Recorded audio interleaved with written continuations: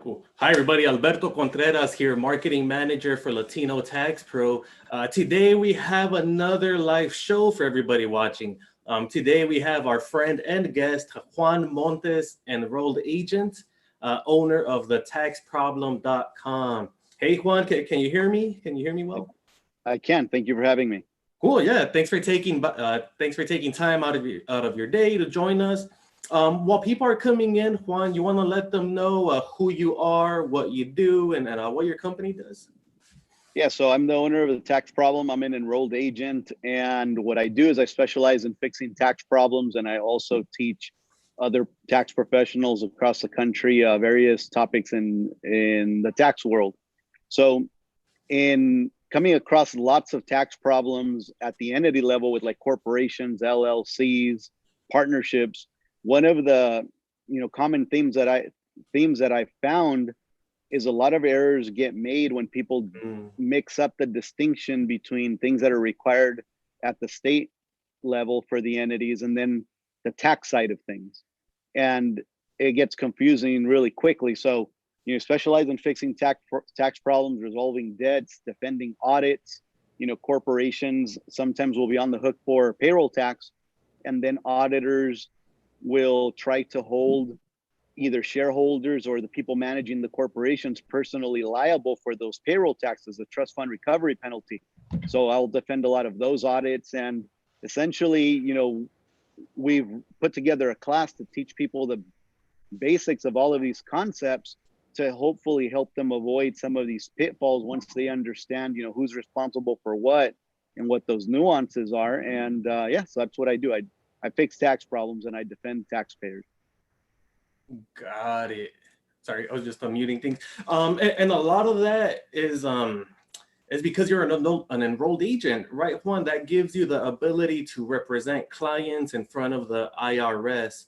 Do you think that's something that the people watching should aim to be to get their enrolled agent credential?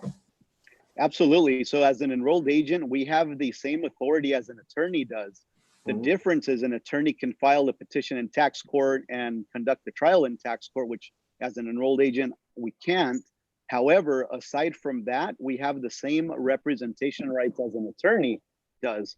So no, I absolutely recommend every tax professional to take the courses required to take those 3 C exams. And once you pass them, you go through the background check process, you'll be able to be an enrolled agent, which opens up a lot of opportunities in terms of the things you can do. Yeah, absolutely worthwhile. And I think it's absolutely doable. You take the course, the prep course, knock out an exam at a time, and then you'll be an enrolled agent in no time. Yeah, just one at a time, right? You don't need to take all 3 at the same time. Yeah. Juan, have you noticed, right, this tax season has been completely different than the tax seasons in the past. Have you noticed anything that your clients are saying, or maybe things that they've been noticing because of this COVID and the stimulus payments and all that? Yeah, there have been tons of issues that have come up.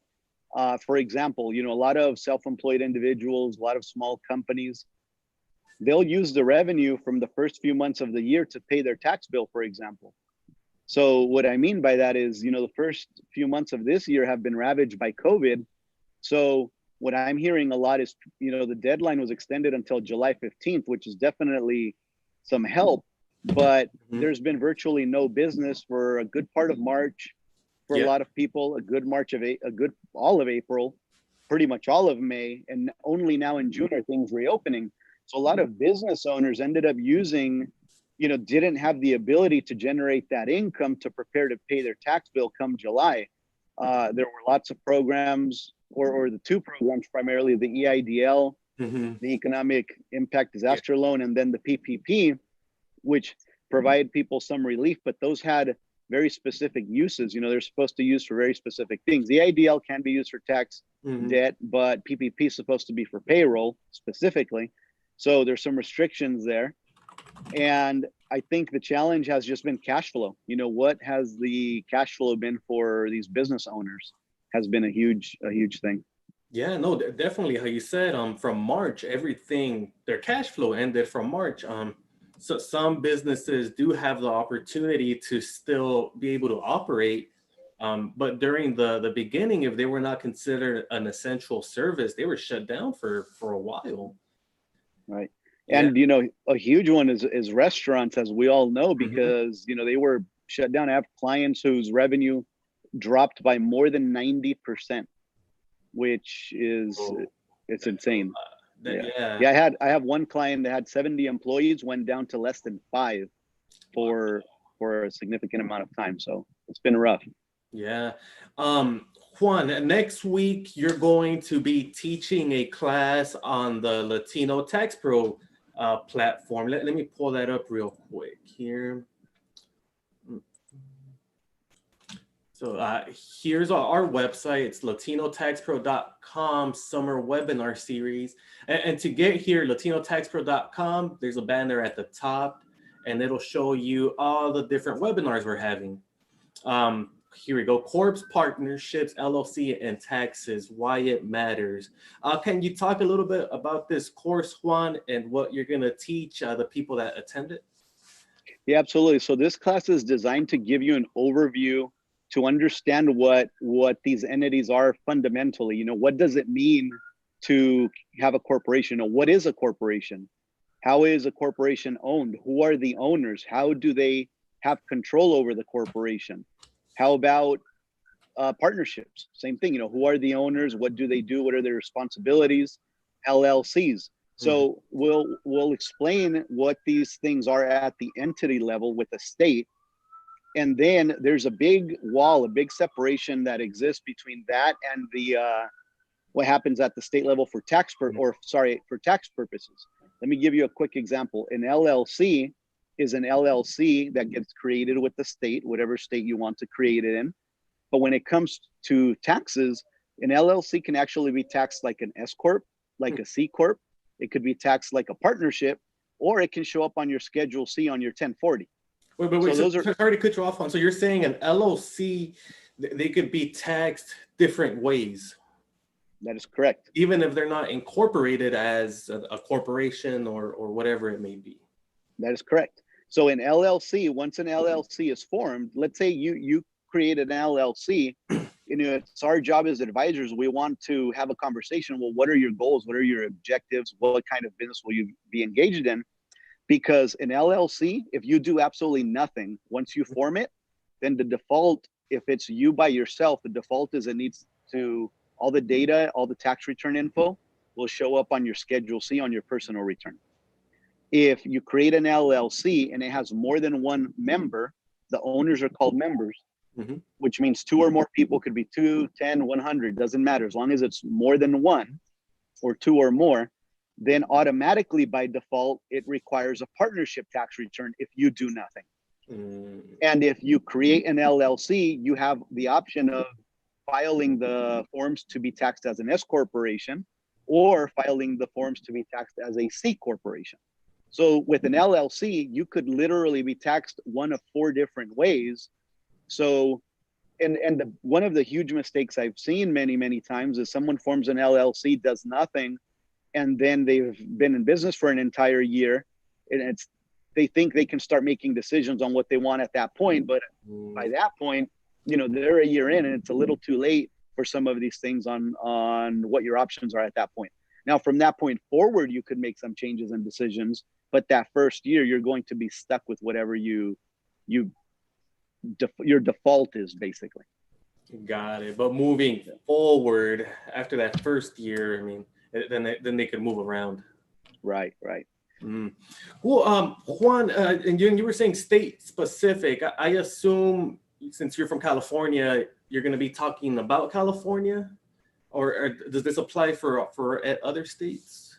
Good question. So when I describe what these entities are, I'm discussing essentially the overarching general rules on what it is essentially in the majority of these states. For example, what is a corporation? Like in general, a corporation is an artificial person that can engage in any lawful business activity.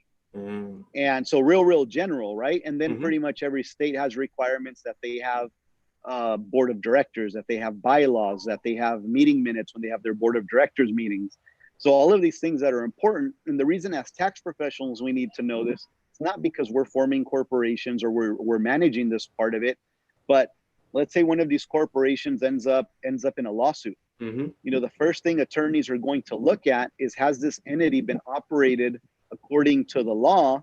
And our work as tax professionals is going to be scrutinized. You know, we're going to probably be deposed. We're going to have to be talking to attorneys.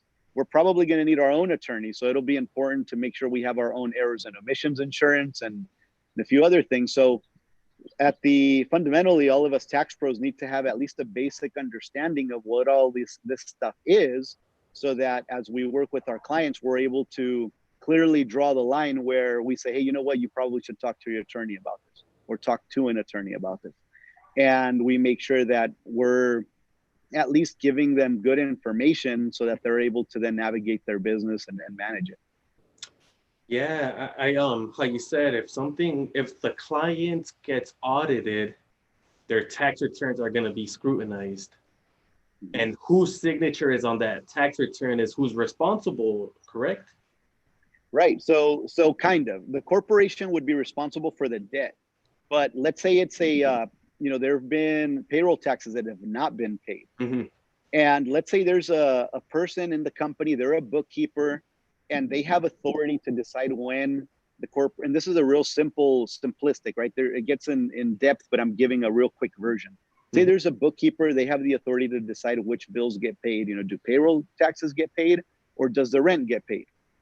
And let's say this bookkeeper is always paying the rent on time, paying the utilities, but they're making the decision not to pay the payroll taxes. If there was an audit, it's called a 4180 audit, where they tried to assess payroll taxes against an individual because a corporation has not paid these taxes, even though somebody is only an employee of the corporation and is not a shareholder, not an owner, they could be held personally liable and owe the IRS the trust fund taxes. Whoa. Which is huge liability. So we need to know all this stuff as we're working with our clients to be able to give them, you know, the tools to manage their businesses and take care of themselves as well, and put the right processes in place so that they're able to identify where there could be danger for themselves, for their employees, things like that. Yeah, and then it's always better to do things correctly and the right way before it gets to the point where the IRS is looking at the tax returns. That's correct. That way there's peace of mind for the business owner and then peace of mind for the tax pro as well. Let me show the website again for anybody that just came on. Juan Montes, enrolled agent, will be teaching a class next week on the Latino Tax Pro platform. And it is a session on the summer webinar series. Here we go: corporations, partnerships, LLC, and taxes, and why it matters. Cool. Again, Juan, you want to talk about it real quick, a brief overview for the new people that just joined us? Yeah, absolutely. So we'll be covering exactly what a corporation is, a partnership, an LLC, and we're going to be talking about why that part of it matters as it relates to us tax pros, as well as on the tax side of things, how these entities get taxed and some basic rules, what options each of these entity has, because they pretty much all have more than one option other than a partnership, and the understanding of who the client is as well, because we need to know when we're working with these entities, you know, who's our client? Is it the corporation? Is it the CEO? Is it the shareholder? Well, the answer is it's the actual entity, but we'll be getting into the details of all of that. And even that's important because we have these confidentiality requirements for IRC 7216. So we want to make sure we understand all of these things. Cool. Thanks, Juan. Thanks for taking the time out of your day to come and talk to us and teach everybody something real quick. I know I learned a lot in these 10 minutes. I mean, if you're going to be talking tomorrow for 2 hours, correct? It's a 2-hour class, 100-minute class. On Tuesday, yes. Tuesday, sorry about that. Tuesday. Yeah. Yes. Tuesday at 11:30 a.m. It'll be a 2-hour class, and then on the following Thursday, it'll be in Spanish. Yeah. Same class, but in Spanish. Yeah. So in English, and luego en español, and for people that attend, You'll join the webinar. There'll be some polling questions, and then you'll receive 2 credits of CE.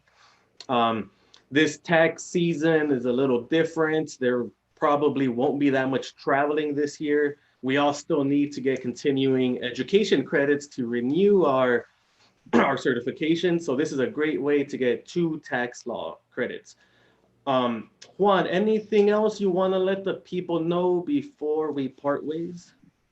Yeah, keep working hard, keep expanding your knowledge, keep working on behalf of your clients. One thing I've seen during COVID is I've picked up a lot of new clients because these individuals were reaching out to their current tax professionals, and their current tax professionals weren't able to help them and answer their questions. So they went out and started looking on, who can help me. They would reach out to my office, and fortunately I had the information they required, and I picked up a ton of clients, So the more the better you can do for your clients. And classes like this are exactly what helps us grow our business. We're able to dive into new areas and do, help people. And in the process, we also help ourselves. Perfect. You see that. Thanks, Juan. For everybody watching, even during a pandemic, it's still possible to get new clients. Cool. All right. Thank you, Juan. Thank you, everybody, for watching. If you like this type of content, make sure you like it. Leave a comment down below. That lets us know to keep these going. That lets the platform, Facebook and YouTube, know to share this to more people. Cool. All right. Thanks, everyone. Have a great